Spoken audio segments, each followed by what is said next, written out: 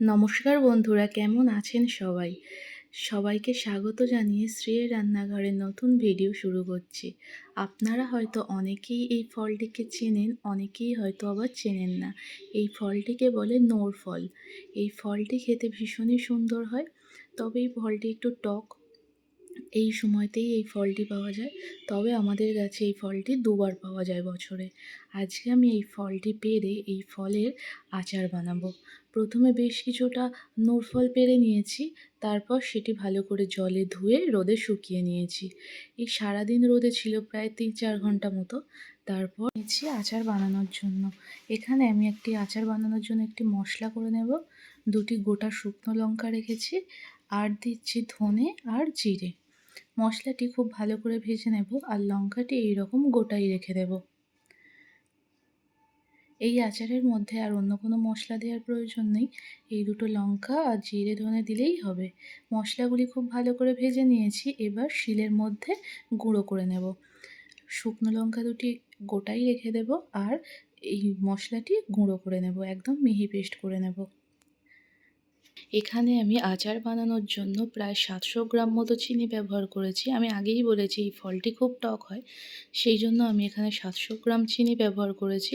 চিনিটা প্রথমে রস তৈরি করব, রসটি যাতে কড়াইতে বসে না যায় সেই জন্য 2 কাপ পরিমাণ জল দিয়ে দিয়েছি। এতে চিনিটি তাড়াতাড়ি গলেও যাবে, আর চিনিটা বসবেও না। আমি জল দিয়ে এভাবে চিনিটি আস্তে আস্তে করে গলাতে থাকবো। চিনিটি যখন খুব ভালো করে গলানো হয়ে যাবে, তারপর ফুটিয়ে একটু গাঢ় করব, যখন হালকা চিটচিটে ভাব যেন আসে। এই রকম প্রায় আমি 20 মিনিট ধরে গলিয়ে একটু চিটচিটে ভাব এনেছি। আগের তুলনায় একটু গাঢ়ও হয়ে গেছে। তখন শুকিয়ে রাখা নোড়গুলো এই রসের মধ্যে দিয়ে দেব। রসের মধ্যে দেওয়ার পর অপেক্ষা করব যতক্ষণ না এই নোড়ের কালারটি চেঞ্জ হয়ে যায়। ততক্ষণ হালকা আঁচে এভাবে নোড়টি ফোটাতে থাকবো। এই নোড়ের আচারটি গুড় দিয়ে, বাতাসা দিয়েও খুব ভালো হয়, তবে আমি আজকে চিনি দিয়েই আচারটি বানিয়ে দেখলাম। আপনারা যারা জানেন এই ফলটি, এটি দিয়ে আপনারা এই আচারটি বানাতে পারেন। এই আচারটি খেতে ভীষণ সুন্দর হয়। দেখুন, আগের থেকে কালারটা অনেকটা চেঞ্জ হয়ে এসছে। আর এই রকম একটু পাতলা রেখে আমি নামিয়ে নেব।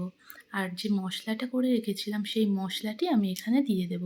এখানে আমি শুকনো লঙ্কাটি 2টো দিয়ে রেখেছি, যাতে আচারটি নষ্ট না হয়।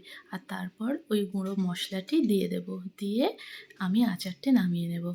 দেখুন, আচারটি এইরকম পাতলা করে নামিয়েছি। যখন ঠান্ডা হবে একটু গাঢ়ও হয়ে যাবে, আর নোড়ের মধ্যে ঢুকে গিয়ে আচারটি আরও খেতে সুন্দর হবে। দেখুন, আচারটি খুব ঠান্ডা হয়ে গেছে যখন, রসটা একদম গাঢ় হয়ে গেছে, দেখতে জেলির মতো লাগছে, আর নোড়ের মধ্যে রসগুলি খুব ভালোভাবে টেনেও নিয়েছে। ঠান্ডা হয়ে যাওয়ার পর এইরকম একটি কাঁচের কন্টেনারের মধ্যে নোড়ের আচারটি ঢেলে নেব। আপনারা অবশ্যই এইভাবে একবার নোড়ের আচারটি বানিয়ে দেখুন, আর কমেন্ট করে জানান কেমন হয়েছে। দেখা হচ্ছে আপনাদের সাথে পরের কোনো ভিডিওতে।